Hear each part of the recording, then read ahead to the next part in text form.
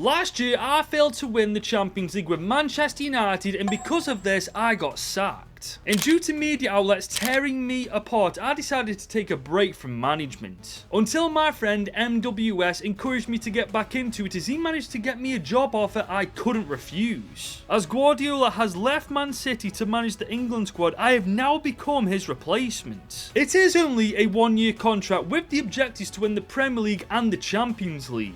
But I failed the red side of Manchester, and now I've got a shot of redemption with the blue side.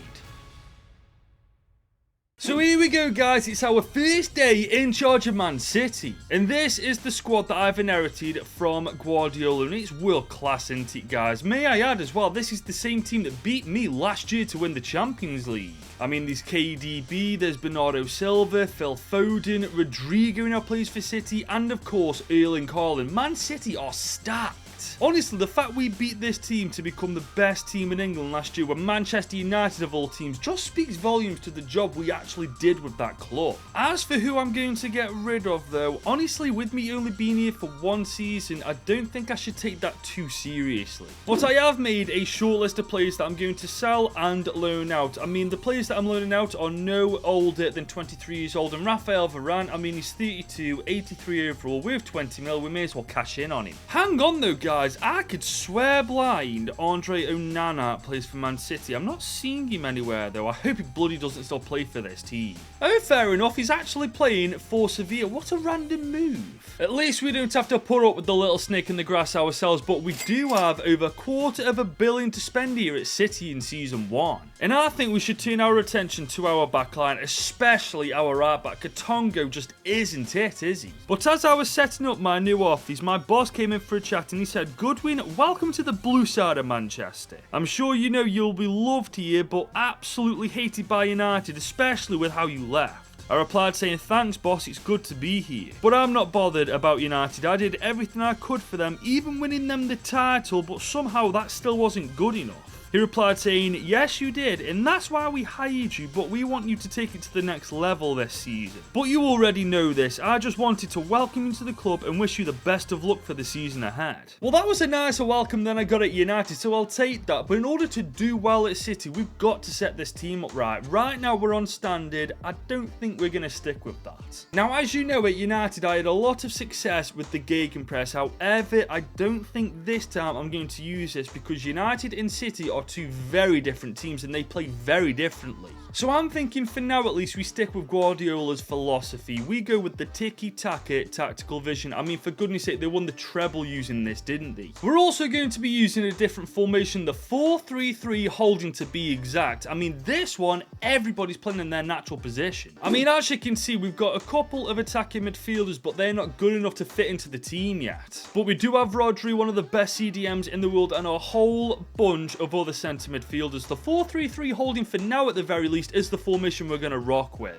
But I've just this second realised we're going to have to sell Julian Alvarez. He isn't even at City anymore. I think he plays for Atletico Madrid, doesn't he? I'm just going through the team just to make sure that there's nobody else here that shouldn't be here. I mean, Jarell Hato's here, but we are in Season 3 technically, so he would have been brought in by Guardiola. For now, it does look decent, guys, but we've got an offer for Julian Alvarez, 63.3 million, and Jacob Ramsey from Aston Villa. They freaking love buying players from me, don't they? But we could get between 85 and 125 mil. I don't want to sell them to Villa or any other Premier League team for that matter, but that is a lot of money to turn down. I think at the very least we're going to entertain the idea. At the bare minimum, we're going 100 million. However, for now we're going to go 115. Only 10 mil below the highest asking. Oh my god, I did not expect him to actually go for that. Good evening indeed. Palace also want Rafael Varane for 24.8 mil. Now, our assistant manager reckons we can get only 4 mil more, so I'm just going to accept this flat out. But United want Alvarez, 96.9 million. They are going to be looking for a striker now that Ronaldo is retired, but considering that's my old club, they can suck one. But that was quick, guys. Varane and Palace did not muck around at all. That's our first player out the window. And Alvarez is heading out the door now too, guys. 150 mil we've got for him. We are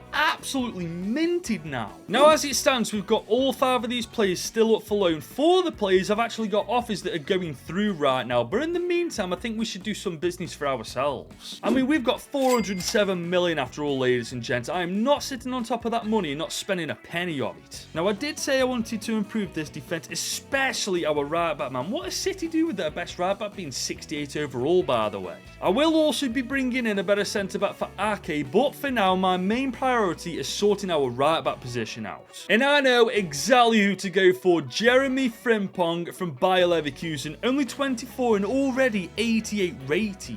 He's expensive though, he'll cost between 117 and 94 mil, but we've got over 400 mil to spend. He's well within our budget. And on top of that, when I was at United, you guys were screaming at me to sign Frimpong, so now it's finally time to pull the trigger on this transfer. So I think for my first bid, I'm going to put 95 million in. I'm notorious, by the way, for overspending. I swear to God, I haven't better do it this time. I don't think I have. 99.1 mil is their counter offer, but we can get less than 100 million for him. That's good. Let's go 97.5 million instead. They should accept that, and they do. Lovely stuff. Frimpong is a Man City player. That's a damn good transfer, isn't it, man? This is actually going to be a game changer for City's defense, as daft as that sounds. And look at the team now with Frimpong in it, man. This is basically a cheat code. All we need is a better centre-back than Ake, and we are good to go for the time being.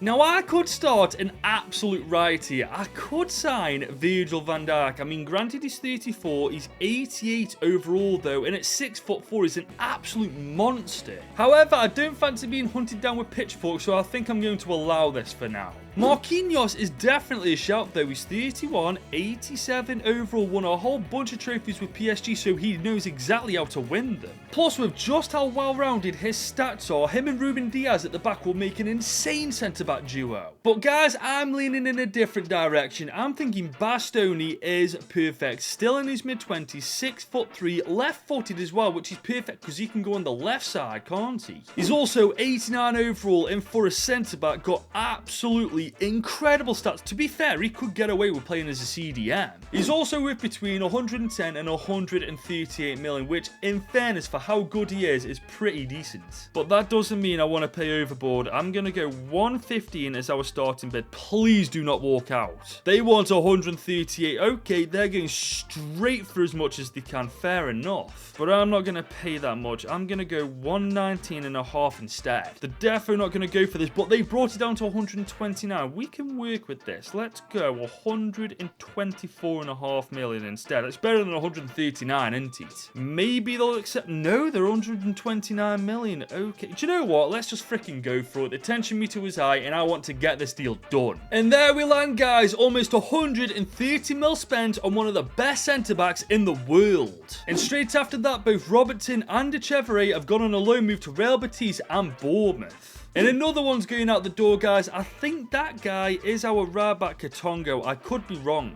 Am I right? Yes, Jadal Katongo's gone to Burnley for 2 years. But honestly, guys, with this guy, I've got no idea who he is, but I'm assuming it's another loan move, though. Oh, it's Taylor Harwood-Bellis. He's going to Barca for a couple of years. But this is interesting, guys. Chelsea want Kovacic back for 22.2 million. I don't think I'm going to sell Kovacic. He's 31, so he's not going to go down in overall. He'll be a decent squad rotation player. I think we're going to reject this and just keep him. Which means for now, guys, this is our strongest starting team heading into our first year in charge of City. And honestly, I said it once and I say it again, this team is a cheat code. And it better play like one as well, because United are the first team we're playing against in charge of City. Freaking hellfire. It's like the past has come back to haunt me. But before the game, my boss asked me to hold a press conference to answer some questions. And Gary Neville said, your first game at Man City is against not only their biggest rivals, but your former club. How do you feel going into this game? I have never wanted to win a game more in my life. I won 4 trophies with that club, including the Premier League title that they hadn't won since Fergie, and as soon as I lost the UCL, everybody turned on me. Believe me when I say, me and the lads are up for it and we want to win. Mark Richards says, you've coached both Manchester teams now. What are the differences? Both teams have world-class talent and they both work very hard. But I'm City's manager now, so honestly, I don't care about Manchester United, and to be honest, I have a point to prove, and that's exactly what I intend on doing here today. And Jamie Carragher said, you've made 2 defensive signings. Are you still looking to bring in more players, or are you done now? There's still plenty of time left to make that decision, but for now at least, I'm happy with the team and see no need to mess with it anymore. I really hope I'm right in saying that, man. Imagine if we lost this game today. That'd be the worst start possible here at City. The good news is I spent 2 years with United's team, and I know exactly who the good players are, and I know exactly what the weaknesses are too. The unfortunate truth is there's a lot of strengths and not many freaking weaknesses now. Here comes Bernardo Silva. We found KDB. KDB's found Erling Haaland. Erling Haaland. Oh, what a save, Costa. KDB on the corner. I've just remembered how good Costa is in goal. It's going to be a nightmare to score past him, but Bernardo on the first time volley. Good save, Costa again. Oh, United have got a bit of space to run into. In behind, Lookman is on the ball. Oh, no, Højlund. Oh, that is phenomenal defense. Oh, no way. How the hell did that go in? Look at this, man. We did everything we could. Bastoni puts in a freaking... Oh, my God. That is the luckiest goal. That is literally nobody's fault. Bastoni could not have done anything else in that situation. It was just right place, right time for freaking Williams. United are through again. Rasmus Højlund is on it. We all know how freaking good he is. Oh, no. He's dinked the keeper. We're 2-0 down. The first goal wasn't our fault, but defensively there, Rasmus Højlund just tore us apart. We need to step it up now, guys. We dominated this entire game, but we just haven't been able to break them down. But now it's our turn to attack. KDB is going to find Rodrigo. Acres of room on this side here. We're going to find... Oh, I didn't want it there. Phil Foden to take the shot. Oh, I wanted that to Haaland. We've got another opportunity here. Rodrigo is on the ball. He's found Haaland. Can we... Oh, that's a beautiful ball from Haaland. Rodrigo is through. I don't think I'd want anybody else in this position. Rodrigo. Okay, we've got 2 minutes left. There's still a small chance we get back in this. We have the ball back. Okay. Oh, no, are you taking the mick, ref? No, we freaking lost. That is a nightmare start, man. I cannot believe I've actually lost to Man United. Oh, the media are going to tear me apart. And there we go. That's another trophy in United's freaking grasp. Xavi, enjoy it whilst it lasts, kid, because that's the last trophy you win at my expense. And look at this report already from Sky Sports, man. I'm beginning to think that these guys are a little bit biased against me. But we do have a shot of redemption already. We're against Arsenal in the Super Cup. That team right there is very beatable. But not with this team, man. They're bloody knackered. We're going to have to rotate. Now, I think that's a strong enough team to beat Arsenal. We have had to really rotate and weaken the team. But honestly, it's still a freaking strong side. But is it strong enough to beat Arsenal? United only just beat us courtesy of a fluky deflected goal. So hopefully that doesn't happen in this game. Jack Grealish is on the ball. I'm looking for that Erling Haaland run. We found him. Oh, my days. He's against 2 off. Oh, you jammy gets Arsenal. Jeremy Frimpong is on the ball. We're going to find Erling Haaland. Jack Grealish into... Oh, this is beautiful. Oh my God, this could be the best goal ever. That was absolutely amazing. Look at this for play. One touch from one side of the pitch to the other. Doku with the finish. That was absolutely perfect. Arsenal beginning to turn it up at the back. Jarrell Hato, he's had a really good game, to be fair enough. And here they come once again, guys. Ake's there this time, good defending. But here come Arsenal with Tavares on the ball. Ake is giving it to Saka. Saka, what's he going to do? Good keeping. But here we go, though. It's our turn to come forward. Erling Haaland is... Oh, actually, no, Bernardo Silva's there. 2-0 with 10 minutes to go. Game over. We've done really well over the last 15 minutes, soaked up so much pressure, and when it's our time to strike, we've taken it. Arsenal aren't lying down and taking this. They're still coming forward with a vengeance, but we're freaking defending like our life depends on it. And there could be a third incoming here. Erling Haaland is now on the ball. Can he turn that man? Yes, he can. He's... Oh, you jammy git. We are now 6 minutes into extra time when there was only supposed to be 1 minute added. What is going on here, referee? Are you going to blow the whistle or what? Is that it? Is that full time? It's finally full time. We've won the Super Cup with Man City in pretty convincing fashion, in fairness. Arsenal were attacking,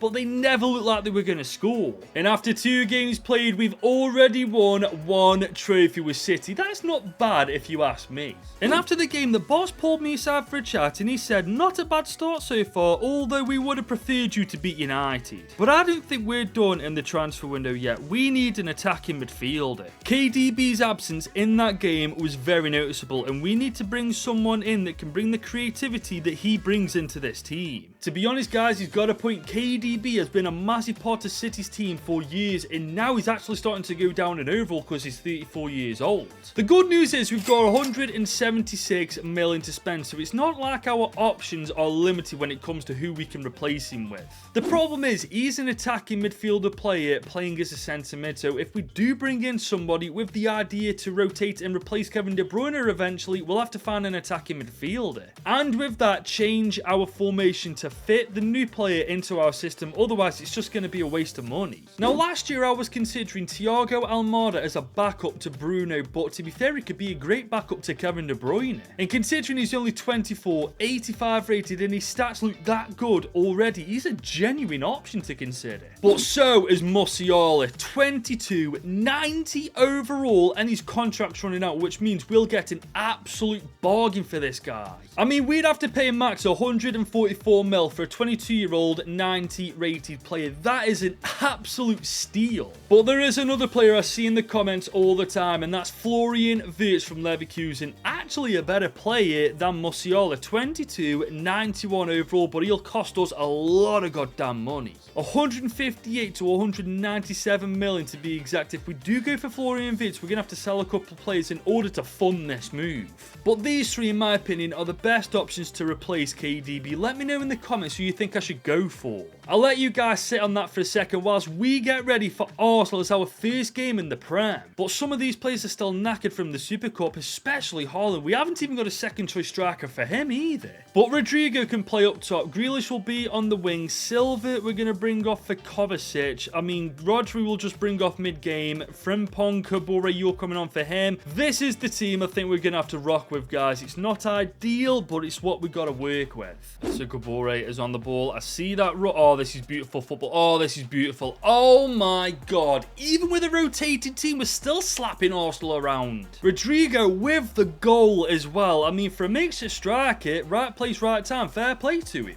Kovacic is on the ball. Oh, referee! That's a dirty tackle. Send him off, ref. No sending off apparently, but we do have a great opportunity to score here with KDB. I'm so bad at free kick. Let's just hit and hope, man. It's KDB. If I can't score with him, I can't score with anybody. Apparently, I just can't score. Rodri has found Phil Foden in behind. Phil Foden is going to make this 2-0. Look at that, man. Even off balance, he put it in the back of the net. Man City are simply a different freaking beast. Good luck United winning the Premier League this year because we're gunning for it. Second half now. We're definitely not going to be taking a foot off the gas anytime soon as Rodrigo is in behind. He could get his second of the game. Oh, good save, Ramsdale. Here they come, though, once again. Oh, they've done really well to work that. Ah, it's offside. Arsenal can't get a win against us. Oh, what a save from Edison, and it's a freaking goal from Arsenal. That came from absolutely nothing. But that's it. Full time, a 2-1 victory over Arsenal. Back-to-back wins against them in our first win on the leaderboard. And we go on to smash Brighton in our second game. Haaland, Bernardo Silva, Rodrigo, Foden, and Haaland again. What a start to the season. Now, we do have Liverpool next in the Premier League, guys, but that's the least of our concerns at the minute. Not only is Haaland our only striker, Edison is our only keeper, and I think we're going to have to dive into that free agent list in episode 2, man, because right now we aren't looking very good depth-wise. Thankfully, though, heading into the Liverpool game, everybody's fit, everybody's healthy, everybody's sharp. We are ready to go. Foden is now on the ball. He sees that run from Haaland. Good luck to Liverpool's defence, catching Erling Haaland when he's on his way. Look at this from Haaland, man. 1-0, 11 minutes in. Haaland's a cheat code. He is so much better than Haaland, man. Once he gets away from defenders, there's literally no catching him, no bullying him off the ball, and definitely no stopping him from scoring. But here comes Liverpool now. Oh my days, just like that, they get the freaking equaliser. Who even is that? Rodrigo's now on the ball. We're going to try and use our pace to get past Lazari, who actually was the goal scorer, freaking hell. But Rodrigo's past him. He's past Van der Beek. Oh my god, Rodrigo,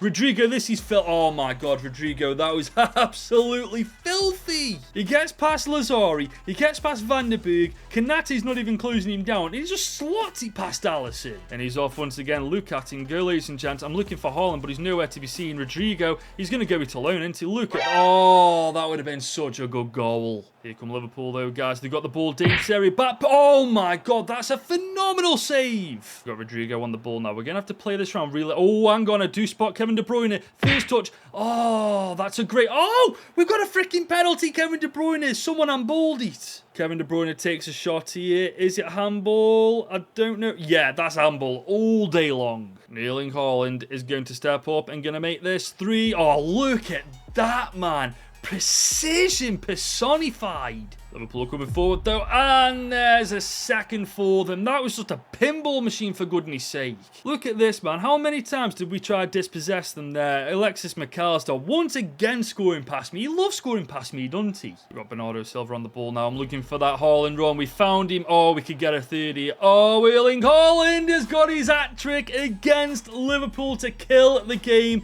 courtesy of a little dink.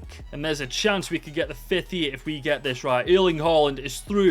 Once again, he's absolutely knackered, but he's dying for a 4th, and he's going to get it. He's just scored 4 goals past Liverpool. Erling Haaland is just a goal machine. And that's it, full time, another 3 points collected. And these are the stats after the 3 games. Haaland's got 7 and 4, Rodrigo 5 and 4, Bernardo 5 and 4, Phil Foden 4 and 4 as well. Our front 3 and 4 really know how to score goals. And we are of course top of the league, man, by 2 points. United, Newcastle, Palace and Nottingham Forest have all dropped points, but we're the only ones who haven't so far. But it is now deadline day and we've got 176 million to spend in episode 2. We're going to be busy a new attacking midfielder, a couple of free agent signings maybe to bring in a striker and goalie. Let me know what I should do in the comment section down below. And if you enjoyed this video, be sure to leave it a like, smash that subscribe button if you're new, and if you want more serious content, click here to watch the very first Manchester United video that started this entire story.